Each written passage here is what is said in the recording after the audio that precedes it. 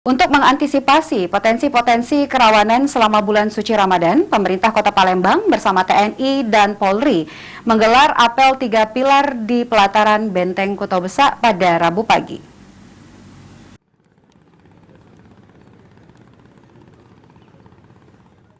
Untuk mengantisipasi potensi-potensi kerawanan selama bulan suci Ramadan, pemerintah Kota Palembang bersama TNI dan Polri menggelar apel 3 pilar di pelataran Benteng Kota Besak pada Rabu pagi.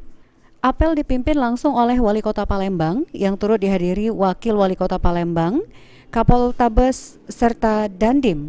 Dalam arahannya, Harnojoyo menghimbau kepada lurah maupun camat untuk bersinergi bersama Polri dan TNI untuk mengamankan wilayah masing-masing.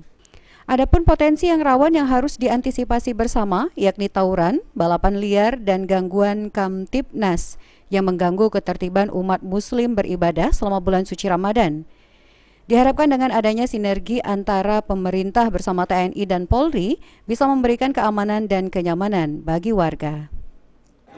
Bagaimana memastikan keamanan ketertiban masyarakat dalam menjalankan ibadah bulan puasa Ramadan ini tidak terganggu seperti biasanya.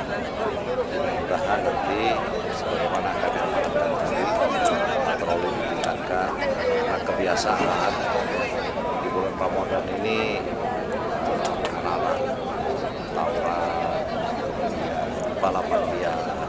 Nah ini perlu kita antisipasi sedini mungkin, termasuk salah satunya kita melaksanakan apel gabungan.